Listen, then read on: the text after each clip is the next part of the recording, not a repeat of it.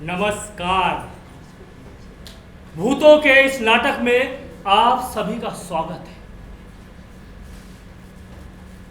यहाँ पर हर प्रकार के भूत प्रेतों की आत्माएं, छोटा भूत, मोटा भूत, काला भूत, भैंसा भूत, हर जात हर रंग के भूत हैं यहाँ पर।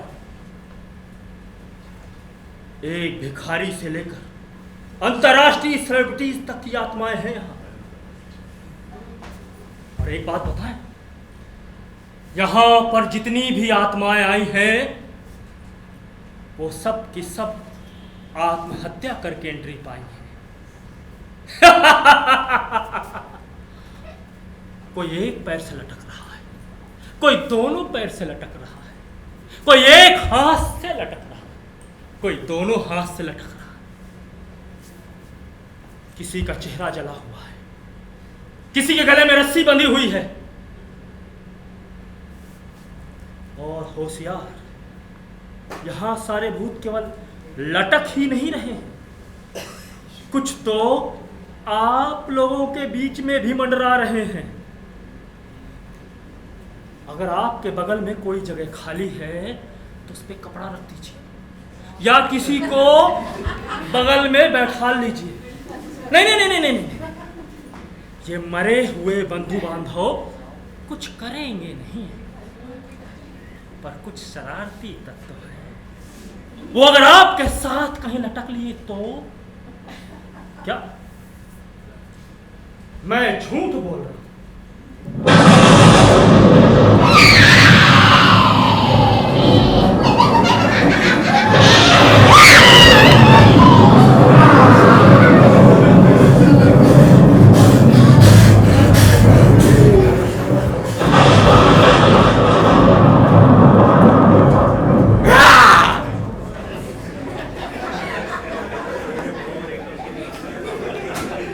आपको यकीन या और नमूना पेश करो?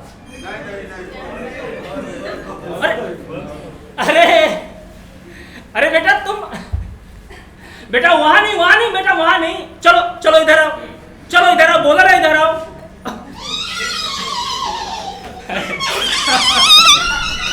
देखो देखो कैसे शरारती की तरह हंस हंस के भाग रही है। अरे बेटा इधर आओ बेटा। हाँ मैं सामने जाकर बैठ जाऊं? हैं? यहाँ अकेले लटके बोर हो गई हूँ, इसीलिए मैं सोच रही थी मैं सामने जाकर बैठ जाऊं। दरअसल यहाँ पे कुछ हो रहा है ना, तो मुझे बहुत मजा आ रहा है। लेकिन अब जब बोलोगे ना तो मैं वापस चली आऊंगी। अच्छा ठीक है। देखो ये यहाँ पे एक लाल टी शर्ट, नहीं लाल शर्ट पहने और हाथ में घड़ी भी। हाँ बस वही बस वही बगल में बैठ जाइए। अरे भाई साहब आप घबराइएगा मत, ये कुछ करेगी नहीं, बस ऊंची आवाज में बात मत करिएगा। बेचारी को ऊंची आवाज पसंद नहीं है, अगर कोई इससे ऊंची आवाज में बात करता है तो ये बौखला जाती है। हाँ तो बेटा वहीं आराम से बैठ जाओ, ठीक है? हाँ तो हम कहाँ थे? हाँ आप लोग आए हैं मरने का शॉर्टकट जानने के लिए, राइट? मरने का शॉर्टकट जो इंस्टेंट हो, पेनलेस हो और गारंटेड हो, है नहीं?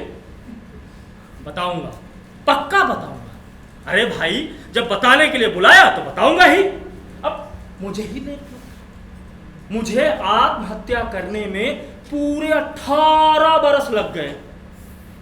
हाँ और मैं भी आप ही की तरह कष्ट विहीन, मेरा मतलब पेनलेस डेथ चाहता था, और मैंने इस विषय पे लगभग रिसर्च ही कर डाली।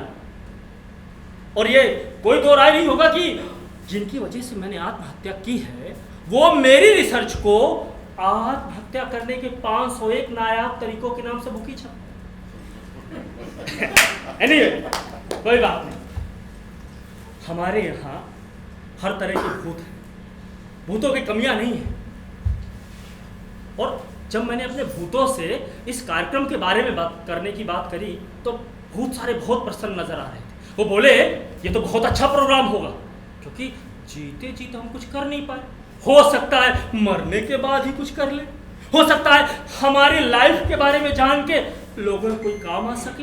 हाँ और वैसे ये जो आत्महत्या है ना, ये किसी एक देश की समस्या नहीं है, ये विश्वव्यापी समस्या होती जा रही है।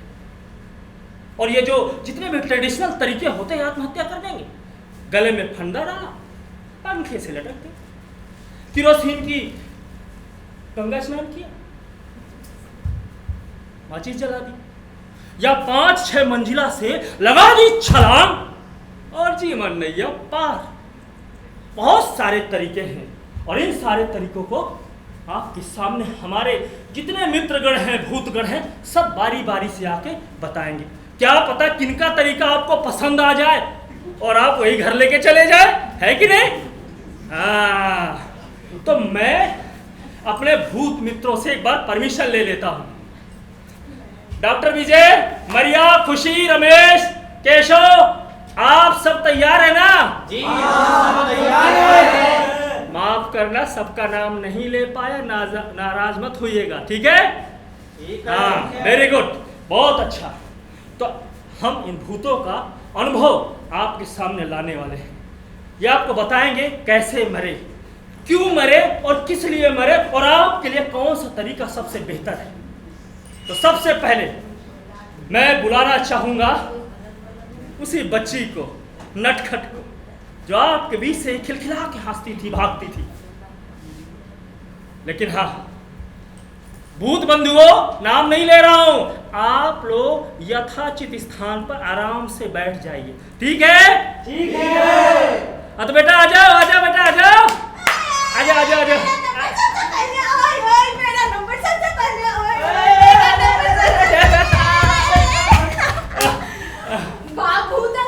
मेरा चांस सबसे पहले आ गया। पर भूत अंकल मैं क्या बोलूंगी? अरे भूल गए बेटा? अरे वही जो हम लोगों ने बात करी थी, तुम यहाँ कैसे आए, इन लोगों को सब कुछ बताना है।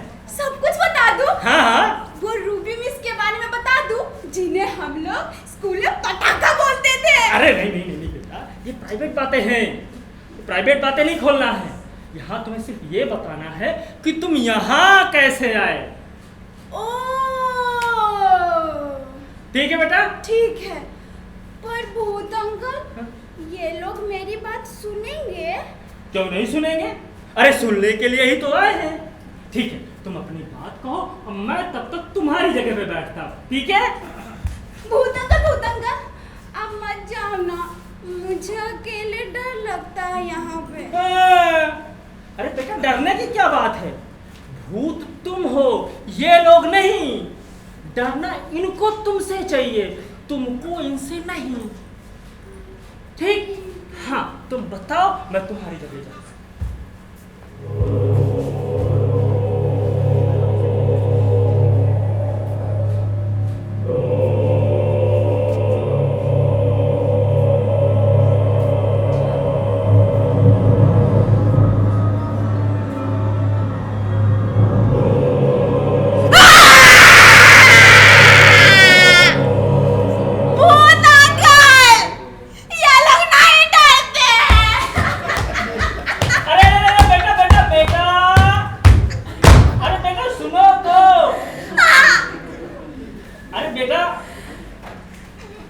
हम बोल रहे हैं, अरे भाई साहब, बच्चे का मन रखने के लिए थोड़ा सा डर जाइए।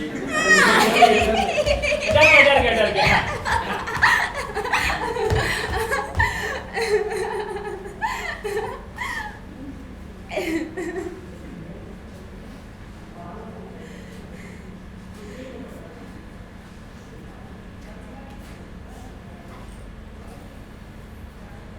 जानते हैं, उस दिन मैं स्कूल से लौटी थी काफी डांट खाकर, क्योंकि मैंने मैथ्स का होमवर्क नहीं किया था। इसीलिए मैथ टीचर ने बहुत कस के डांट लगाई थी। उस दिन ऐसा लग रहा था कि मेरा दिन ही खराब है, क्योंकि साइंस वाले टीचर ने अपने पीरियड में मुझे खड़ा कर रखा था, क्योंकि मैंने साइंस का भी होमवर्क नहीं किया था। और स्कूल से सीधा घर आ गई मैं, और घर आके मैंने टीवी ऑन किया।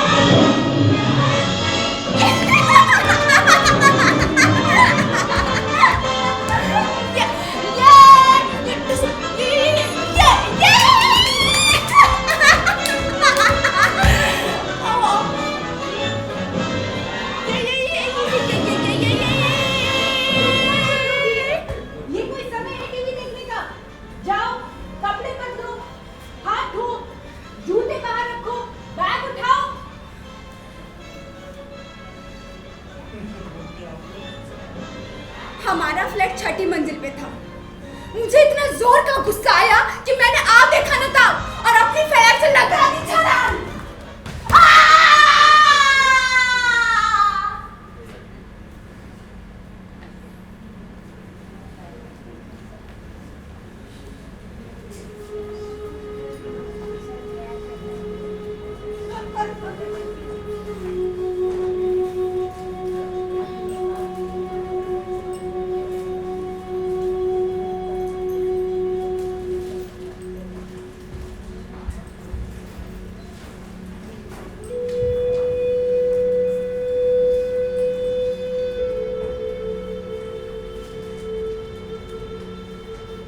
मैं अपने स्कूल, अपने दोस्तों को बहुत मिस करती हूँ। अपने सभी टीचर को बहुत मिस करती हूँ, यहाँ तक कि उनके पनिशमेंट को भी। सच कहूँ ना तो बहुत बड़ी मूर्खता की है मैंने। यहाँ अकेले लटके रहो बिना किसी काम धाम का। बहुत बोरिंग लाइफ है। पता नहीं मुझे कब तक ये जिंदगी जीनी पड़ेगी।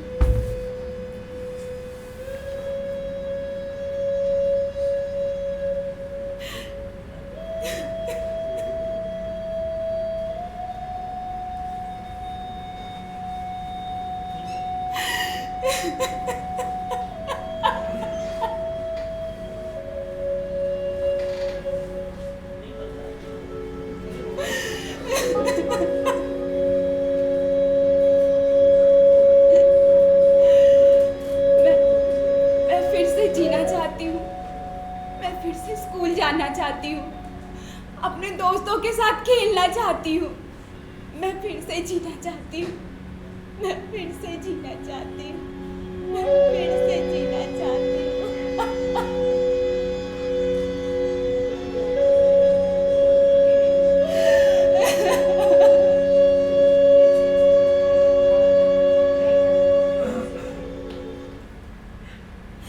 भूत अंकल, मेरा हो गया, मैं जा रही हूँ।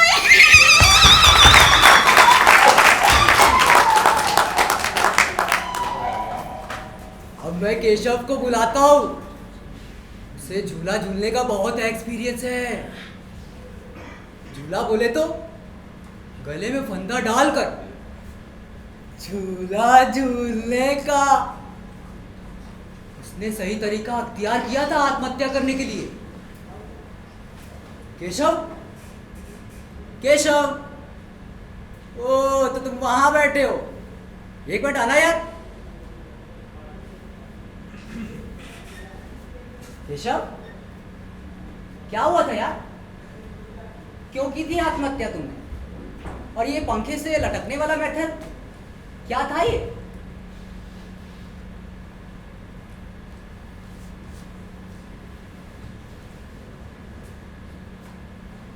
ठीक है,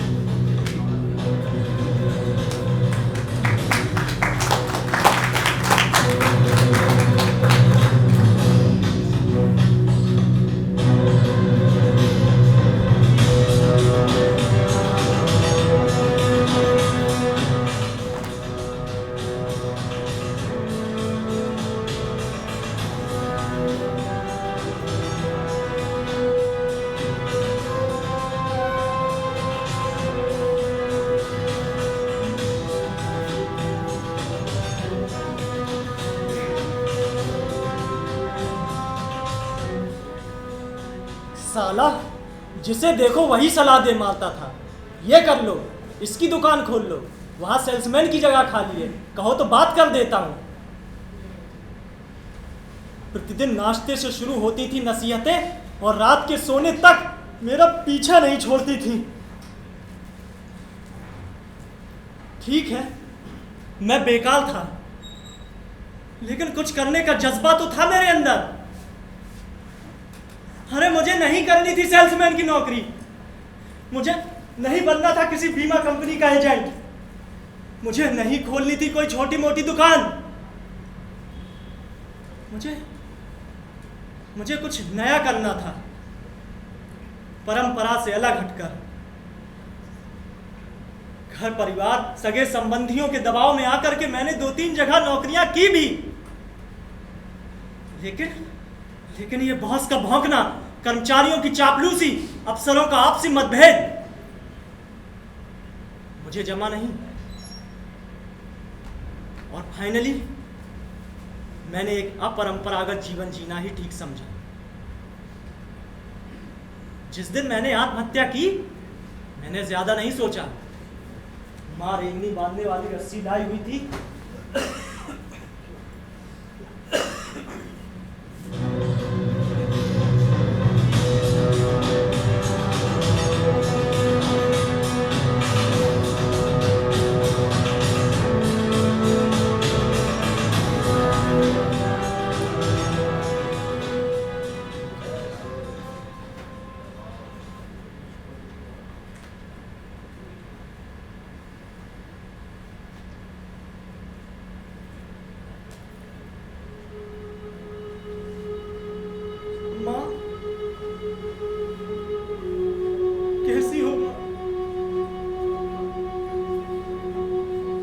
बता नहीं सकता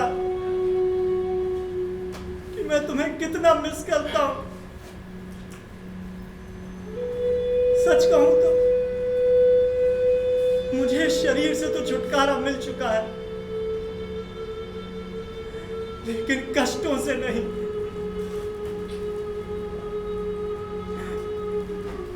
अगर मुझे मालूम होता कि मरने के बाद भी मुझे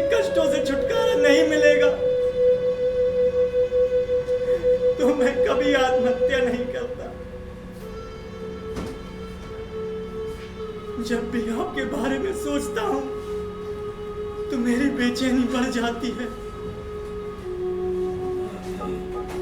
मुझे माफ कर दो माँ, मुझे माफ कर दो। मैं कितना स्वार्थी हूँ, मैंने सिर्फ अपने बारे में सोचा। मुझे माफ कर दो माँ, मुझे माफ कर दो।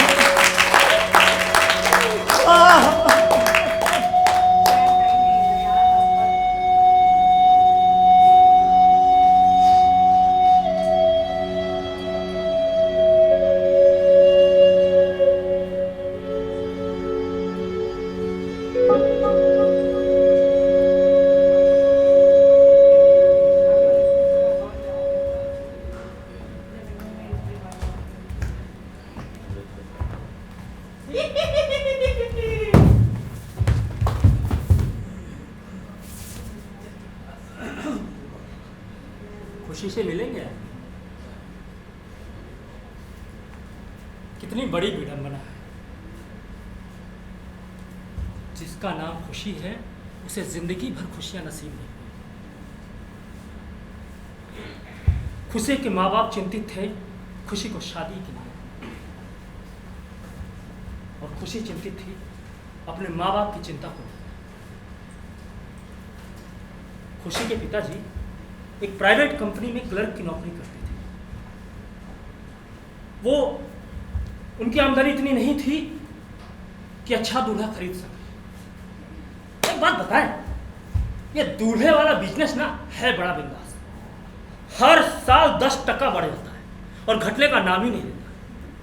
यू नो व्हाट, मुझे दूल्हे और कॉलगर में ज्यादा फर्क नजर नहीं आता।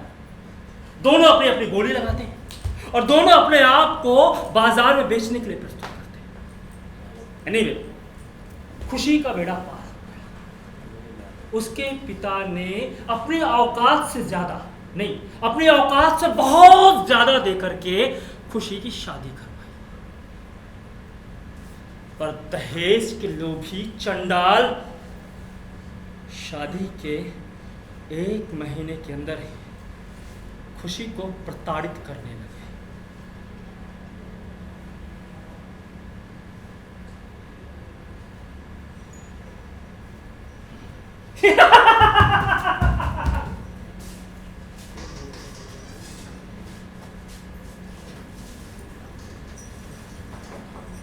देख हरामजादी, पैसा तो तुझे लाना ही चाहिए। मुझे बिजनेस के लिए पैसा चाहिए ही चाहिए। अगर मैं बिजनेस नहीं करूंगा तो घर कैसे चलाऊंगा? आप समझते क्यों नहीं? मेरी शादी के लिए मेरे पिता ने बहुत लोन ले रखा है। अब उनके पास और पैसे नहीं है और ना ही अब उन्हें और लोन मिलने वाला है। वो और पैसे देने की स्थिति में नहीं है। कैसा पाप है तेरा? हाँ? अपने दामाद को बिजनेस के लिए पैसा नहीं दे सकता है, लेकिन ठेके में पैसा उड़ा सकता है। मर शर्मजादा। मम्मी प्लीज, आप मेरे पिता के बारे में ऐसे शब्द मत कहिए। मुझसे जुबान लड़ाएगी, कमीनी कहीं। रुक अभी बता तू। मारी से मार। जब तक तू पैसे नहीं लाएगी तुझे रोज मारता रहूंगा। मारते मारते तेरी एक हड्डी तोड़ दूंगा। ले ले ले।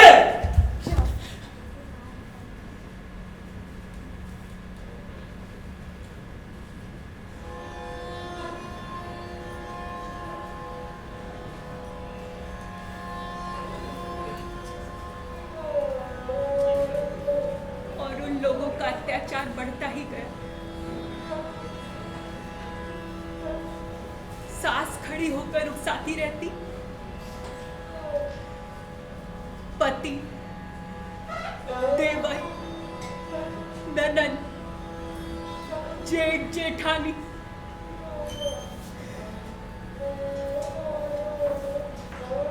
सब मिलकर मुझे तब तक मारते जब तक मैं बेहोश नहीं हो जाती।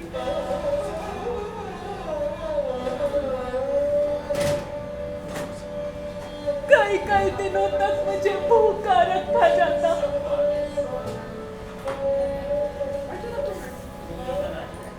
और उस दिन तो अत्याचार की सारी सीमाएं पार हो गई।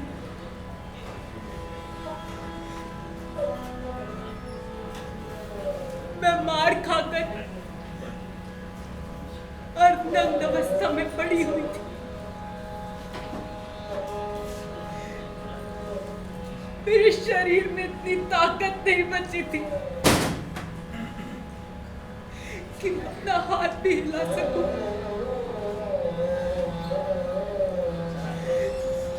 पहले मेरे जेठ में,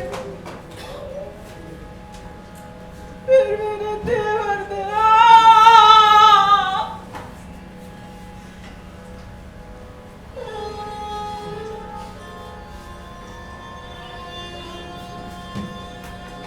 जब आँख खुली तब मैं किचन में थी।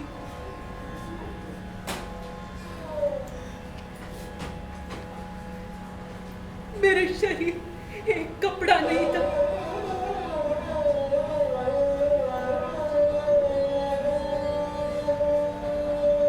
तभी मेरी नजर हिरासत के कैंप पर पड़ी।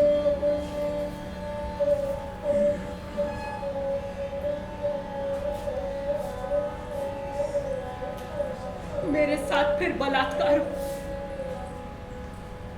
फिर मेरी चमड़ी उधेड़ी जाए।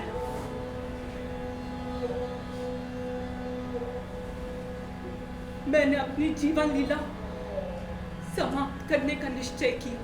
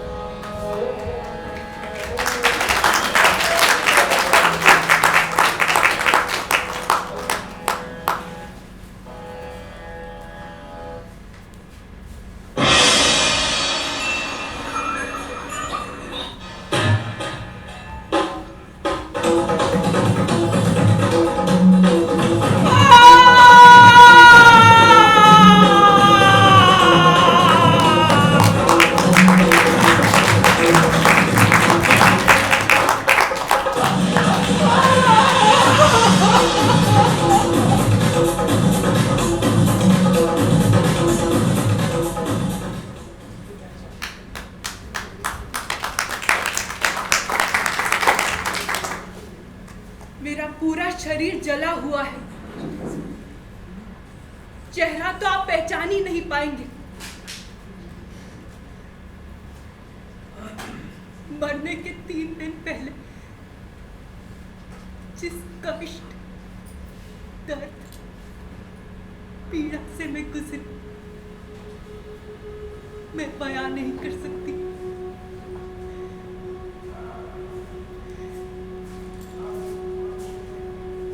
मेरे पूरे शरीर से आग निकल रही थी। मैं ना तो उठ सकती थी, ना बैठ सकती थी, ना सो सकती थी, ना तो कुछ खा सकती थी, ना पी सकती थी। उनका क्या हुआ? उनको सजा मिली नहीं? उन्हें सजा हुई या नहीं? पता नहीं।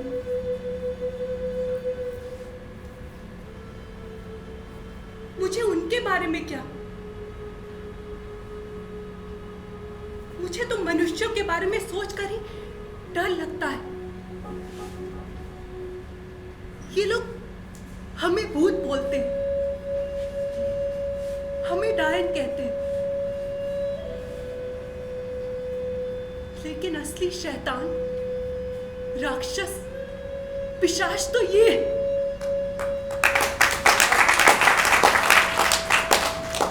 वैशी दरिंदे कहीं के। मुझे नर्क से छुटकारा मिल गया है, काफी है।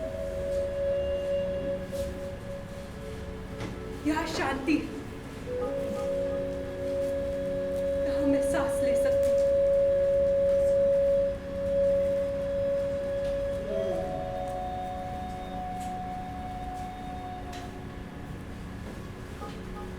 पर अब अगर सोचूं तो मुझे अपने किए पर पश्चाताप हो रहा है। क्यों दी मैंने अपनी जान? जो ईश्वर ने मुझे इतने जन्मों बाद दी थी।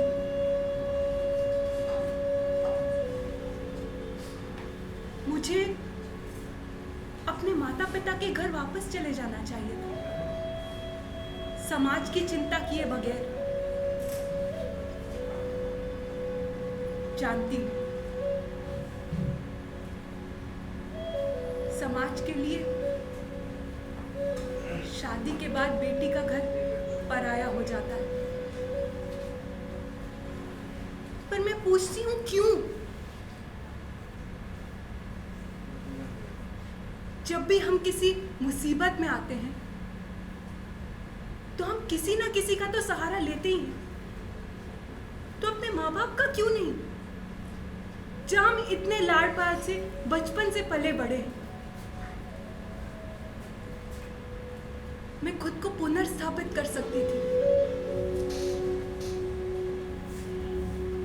माँ बाप की मदद लेकर खुद को आत्मनिर्भर बना सकती थी,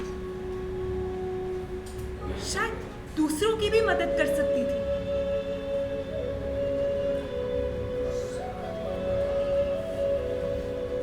ना टूट कर बिखरो जमीन पर, आसमां तो खुला है,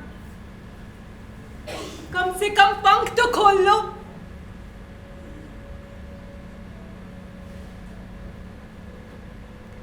वैसे एक बात बताओ,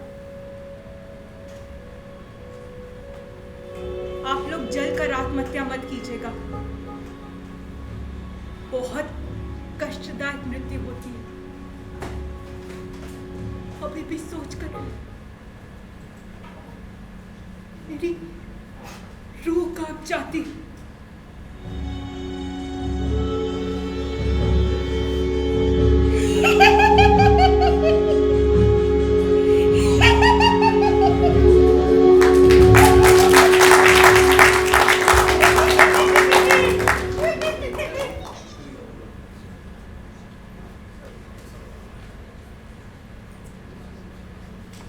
एक राज की बात बताऊं, यहाँ की दुनिया आपकी दुनिया से अलग है जरूर, लेकिन यहाँ भी कार्टूनों की कमी नहीं है। तरह तरह के कार्टून भूत भूतनी है यहाँ, अपनी ऊट पटांग हरकतों से सभी को परेशान करते हैं और सबका मनोरंजन भी। अभी नहीं ले लीजिए, ये हमारे शहर के सबसे नामी डॉक्टर रह चुके हैं, लेकिन खुद की खुदकुशी ले रूबीन है।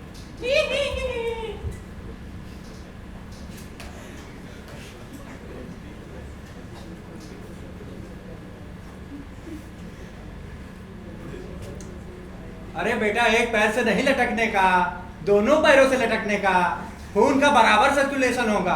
हाँ हाँ, ठीक ठीक, इसी तरह लटको। मैं तुम्हें एक क्रीम लिख देता हूँ, सुबह शाम 2 टाइम लगाने का, चेहरा एकदम कैटरीना के माफिक चमकेगा। अरे ओ पेटू भूत, अपना मोटापा कम करने का, नहीं तो ब्लड प्रेशर शुगर सब हाई हो जाएगा तुम्हारा। वैसे इनकी बात कोई नहीं सुनता और सुनेगा भी क्यों? न यहाँ किसी को शुगर है, ना बीपी, ना किसी को भूख लगती है और ना किसी को प्यास। हाँ, वहाँ भी मेंटल टेंशन था, यहाँ भी मेंटल टेंशन कम नहीं। इसी मेंटल टेंशन से निजात पाने के लिए डॉक्टर साहब ने खुदकुशी कर ली थी। अरे जो चीज मैं मना करता हूँ वही चीज तुम लोग काहे करते हो? अगर डॉक्टर बोल दे कि मिठाई नहीं खानी तो मरीज को मिठाई खानी है, अगर चटपटा मना कर दो तो चटपटा ही खाना है, या डॉक्टर की सुनता ही कौन है?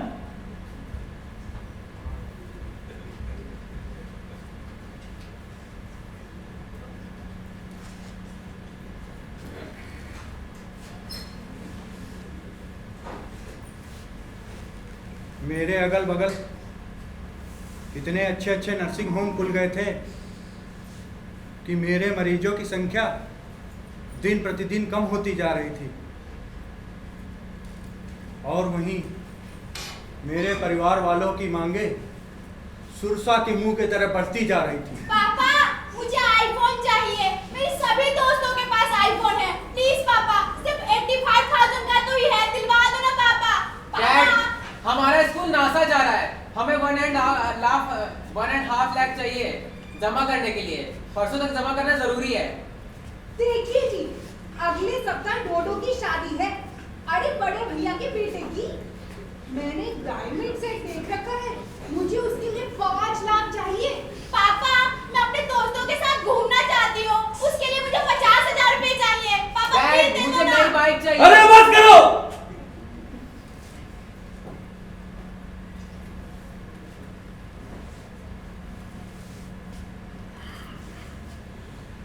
हालांकि अपनी इस स्थिति का जिम्मेदार मैं खुद था।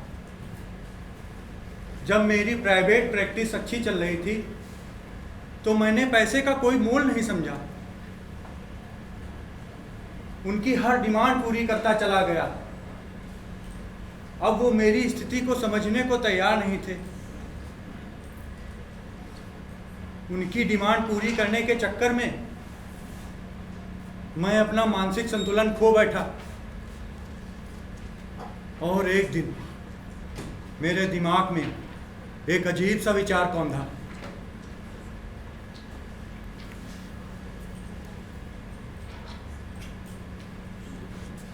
यह है एनेस्थीसिया, बेहोश करने की दवा। आज तक दूसरे को देता आया हूं, आज खुद लेकर देखता हूं।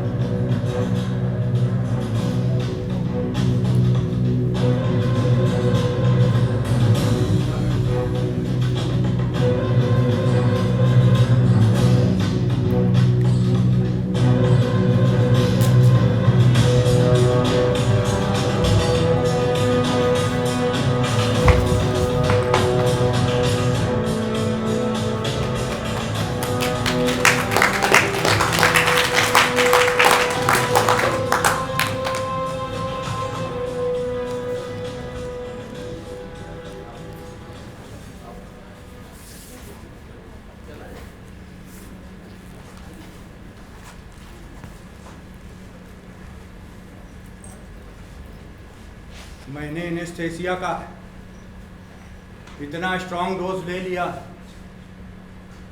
कि मैं कभी उठ ही ना सका। हाँ, मैं 1 महीने तक आईसीयू में रहा। मेरे जूनियर डॉक्टरों ने मेरे परिवार वालों से पैसे लूटने में कोई कोताही नहीं दिखाई। वो तो भगवान का शुक्र है मैं यहाँ तक आ गया। अगर किसी तरह सरवाइव कर ले जाता तो किसी लायक ना रहता मैं, क्योंकि एनेस्थीसिया का बहुत ज़्यादा डोज लेने में एक बहुत बड़ा खतरा बना रहता है। अल्लाह को प्यारे हो गए तो ठीक, वरना ना आप घर के रहेंगे ना घाट के।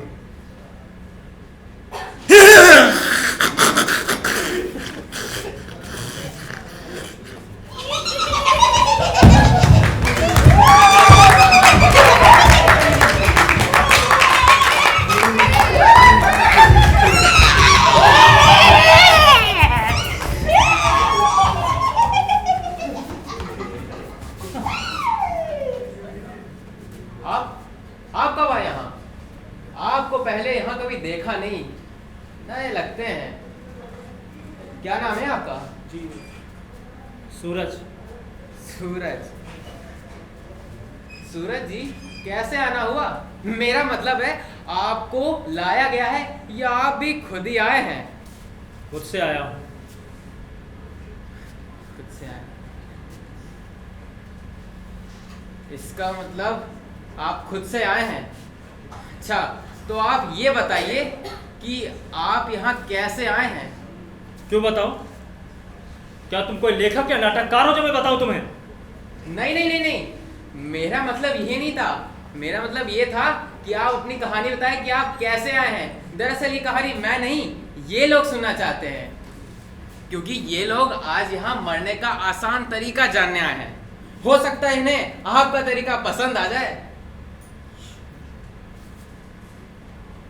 बताइए बताइए।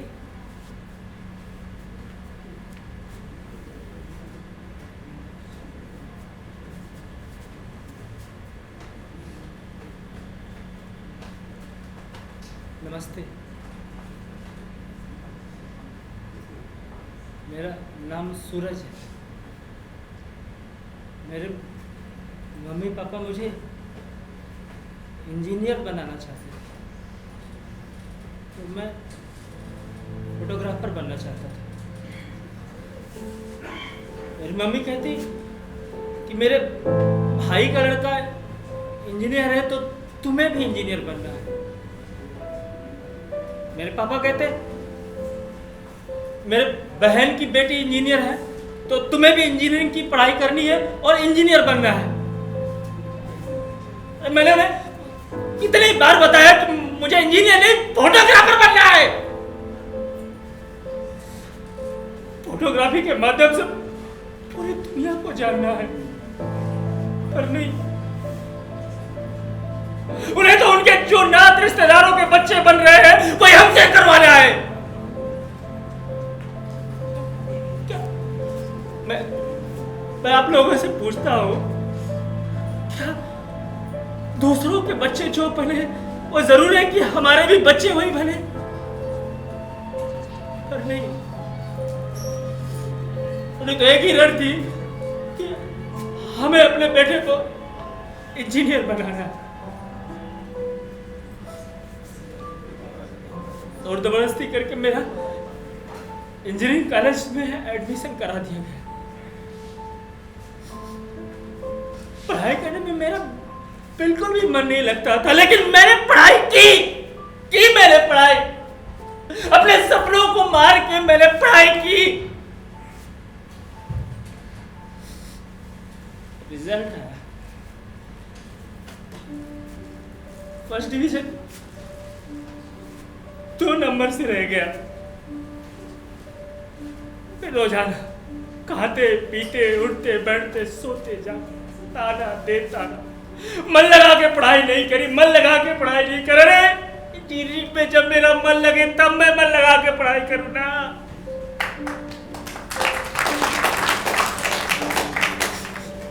और एक बात बताइए, क्या ये गारंटी है कि जो फर्स्ट डिवीजन पास होगा वही लड़का सफल होगा, सेकंड डिवीजन और थर्ड डिवीजन वाला कभी सफल ही नहीं होगा? और अगर ऐसा है तो फर्स्ट डिवीजन के बाद सीधे फेल ही कर दो ना, क्यों रखते हो थर्ड डिवीजन सेकंड डिवीजन?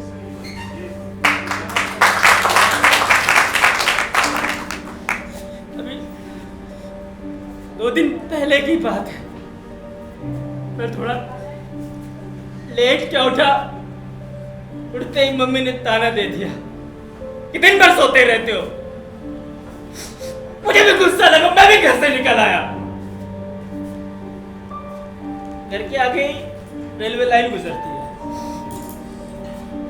अब इसे विधि का विधान कहूं या समय की परिकल्पना, उसी समय एक ट्रेन भी पूरे रफ्तार में चली आ रही थी और मेरा गुस्सा भी पूरे रफ्तार में था और मैंने लगा दी चला।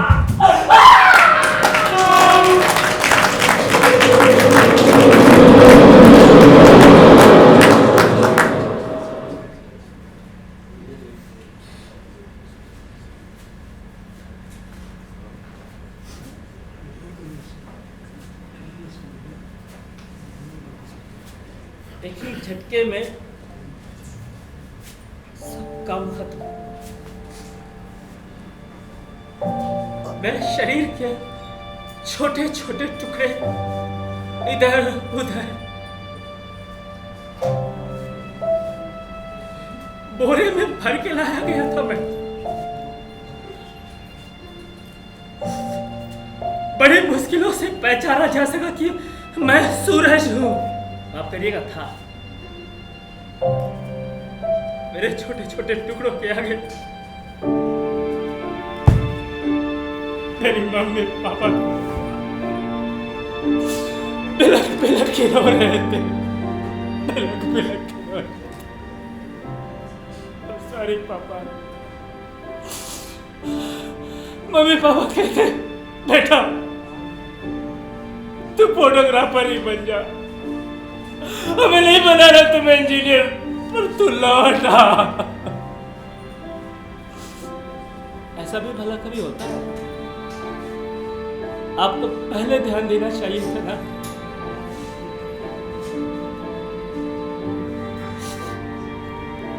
Mummy papa I am sorry.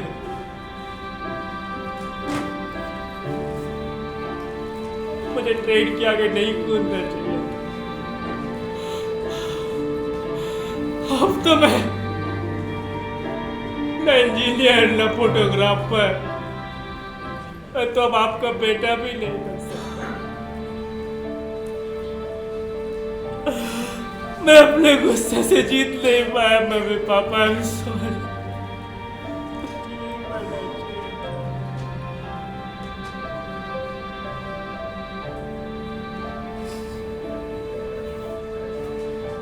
एक बात बताएं आपको, ट्रेन के आगे कूद के कभी मत मरिएगा, वो दर्द होता है। शरीर के इतने इतने टुकड़े होते हैं, कभी कभी तो कोई अंग मिलता भी नहीं है। ट्रेन के आगे कूद कर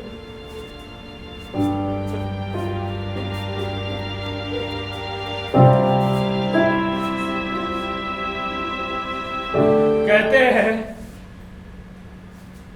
जिंदगी से हार कर मर जाएंगे, मरकर भी ना चैन मिला तो किधर जाएंगे? हाँ? मेरे चारों तरफ भूत ही भूत है, इधर भी उधर भी इधर भी। सभी के चेहरे मायूसी से भरे हुए हैं, पश्चाताप से भरे हुए। ऐसी गलती कर दी जिसे कभी सुधारा भी नहीं जा सकता, और अब पश्चाताप कर रहे हैं।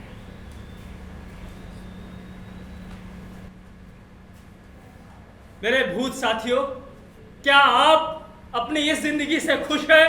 नहीं, बिल्कुल नहीं।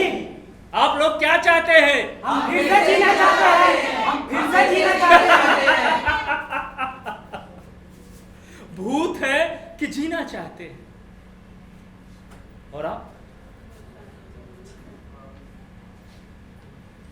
अगर अब भी आपके अंदर मरने का शॉर्टकट जानने की इच्छा है, तो नाटक के बाद हम कलाकारों में से किसी एक से मिल लीजिए, वो आपको बता देगा।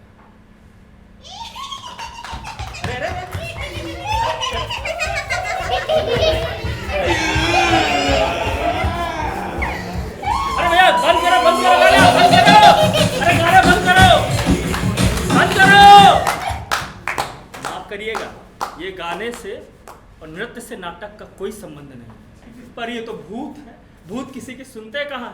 शुरू हो जाओ।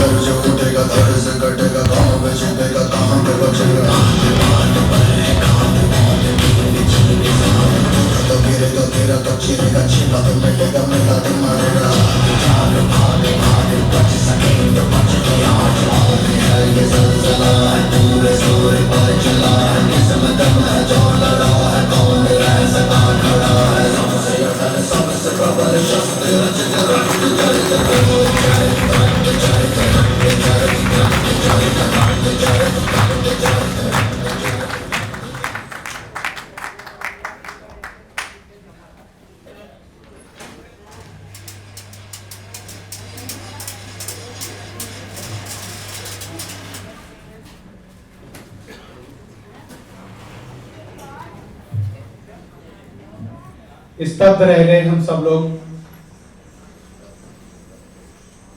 इन भूतों की दुनिया में ने हम लोगों को कहीं और ही पहुंचा दिया।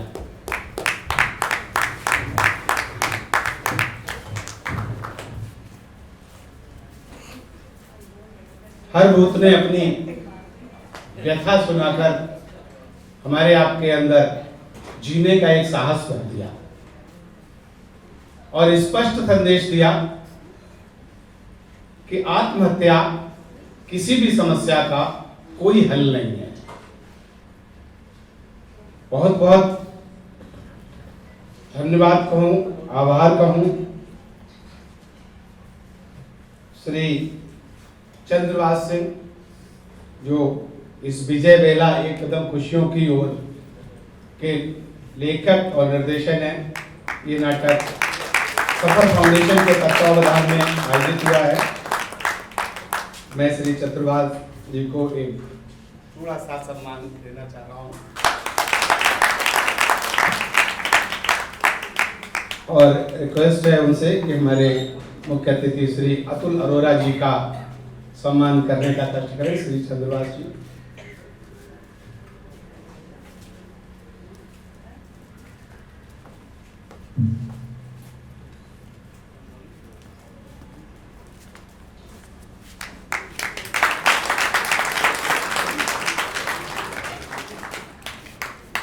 हमारे बीच एक प्रसन्नता की बात है।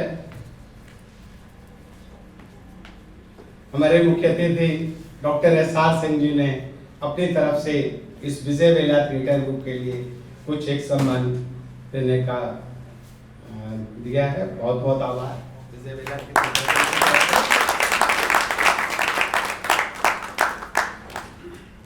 सौभाग्य से हमारे बीच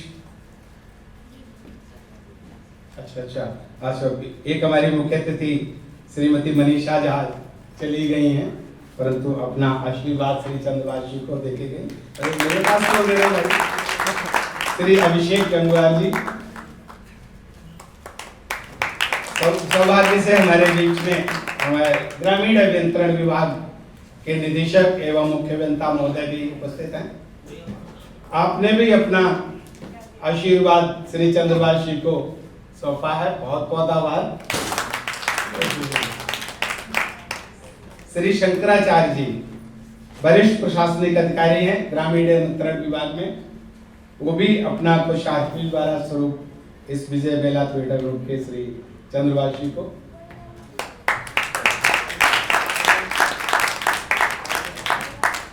श्री आर्यन सिंह जी का आशीर्वाद श्री चंद्रवास जी को।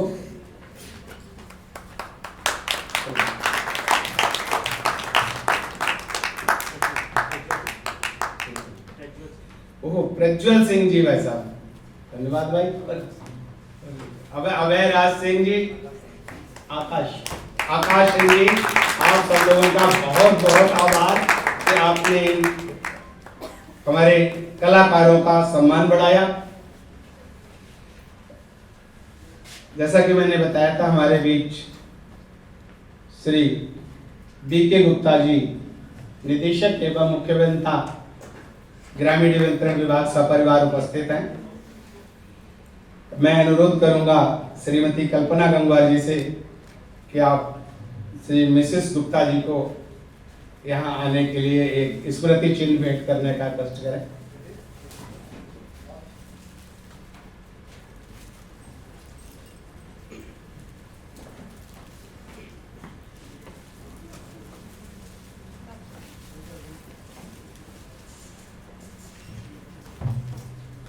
फोटो खींच लीजिए, फोटो खींच लीजिए, कोई जीरो क्या बात की।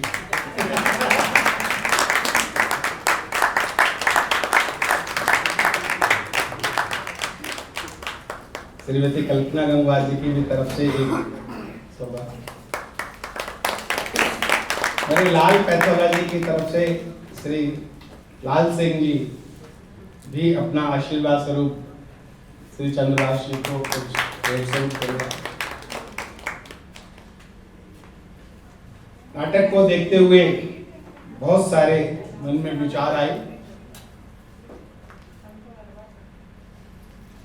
हालांकि इनका जितने मैंने नाटक देखे उनमें पहला प्रयोग था कि एक समय में 2 नाटक करना। बहुत बुरा प्रयोग भी नहीं है। दूसरे नाटक ने, जिसकी अभी ताजी ताजी याद है, पहले नाटक ने जैसा कि हमें अकेलापन सिखाया था कि आज के परिवेश में बदली हुई परिस्थितियां कितनी भयावह हो गई हैं, ये परिणाम कहाँ तक हो सकता है। दूसरे नाटक ने हमें अपने संघर्षों के पर विजय प्राप्त करके जिजीविषा में सिखाना में जीना सिखाया। ये जितने हमारे कलाकार खड़े हुए हैं, इन्होंने सबने अपनी एक एक वेदना बताई और ये उसके उदाहरण हैं कि मरने के बाद भी संतुष्टि नहीं है, दुख वहाँ भी है, दुख यहाँ भी है। मैं अपने कलाकारों का परिचय कराना चाहूँगा। नाटक के मुख्य पात्र हमारे लेखक और निर्देशक भूत चंद्रभाष सिंह, नीलू भूत जूही कुमारी, केशव भूत सुंदरम मिश्रा जी, खुशी भूत अनमोल दुलियानी, डॉक्टर विजय भूत, डॉक्टर विजय का बेटा श्री अतुल द्विवेदी जी का, सूरज पुष्कर ओमकार पुष्कर जी का। इन सबके सहयोग के लिए मंच पर अन्य भूत थे कोमल प्रजापति, सोहेल सिंह, जय गुप्ता, मुकेश पाल, विपिन प्रताप राव। पहले नाटक में अकेलापन के पात्र परिचय करा दूंगा, हालांकि वो इस समय भूत की रूप में है। पिता का रोल किया था लेखक और निर्देशक श्री चंद्रभाष सिंह ने। रजत उनके पुत्र का रोल किया था श्री अंकित कुमार ने। और मिली रोबोट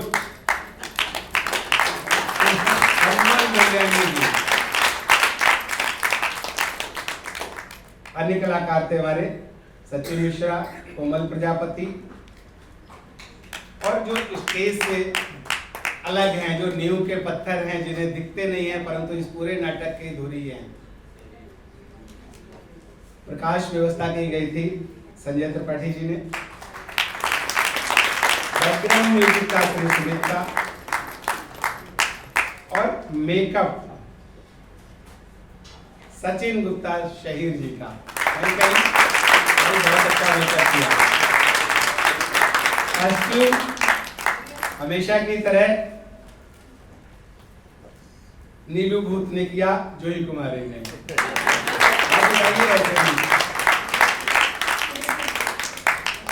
परिकल्पना और निर्देशन था श्री चंद्रभाष सिंह जी का। मैं आमंत्रित करता हूँ लेखक निर्देशक श्री चंद्रभाष सिंह जी को तो 2 शब्द कहने का कष्ट है। आप सभी को मेरा प्रणाम।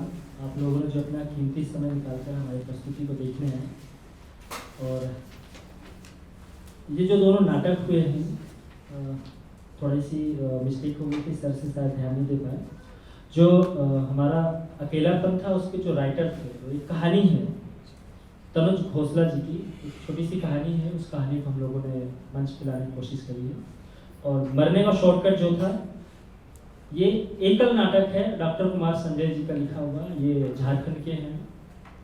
तो इनसे मेरा संबंध ऐसे हुआ कि मैंने इनको ऐसे ही फ़ोन किया, नंबर मुझे कहीं से मिला, मैंने फ़ोन किया, उन्होंने मुझे बोला हाँ बताइए चंद्रभाष जी, और वो झारखंड के हैं। तो मैं अचंभित हो गया कि इनको मेरा नाम कैसे करूँ। मैंने कहा सर आप मुझे जानते हैं? कि हाँ हाँ हम जानते हैं। मैंने कहा सर मुझे तो लखनऊ में पूरे लोग नहीं जानते, आप झारखंड में कैसे जानते हैं?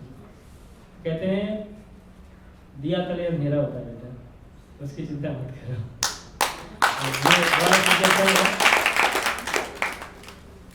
और हमारी आज की जो प्रकाश व्यवस्था थी, संजय त्रिपाठी जी आकर के लाइट सेट करवा गए थे। और आज के नाटक की जो लाइट है, जो पहले से तय था, उन्होंने नहीं किया। हमारे 2 नए बच्चे इन्होंने हमें तुरंत बताया कि आपको करना है। वो पहले घबराए कि सर हम लाइट कैसे करेंगे, हमने कहा नहीं कर लो, ऐसे ही सीखते हैं। और पहले वाले नाटक में लाइट जूही कुमारी ने की है और दूसरी में अंकित और सचिन ने, और इन्होंने पहली बार शायद लाइट के जो ऊपर से ऑपरेटिंग सिस्टम इन्होंने किया है। और संजय त्रिपाठी जी को हम धन्यवाद करेंगे जो लाइट को सेट करा के चले गए थे, जिससे इन बच्चों का काम आसान हो गया था। आप लोग ये आज का जो नाटक था ये सफर फाउंडेशन की तरफ से 2 दिवसीय नाट्य समारोह था, उसमें ये आज पहली संध्या थी जिसमें हमने 2 नाटक किए।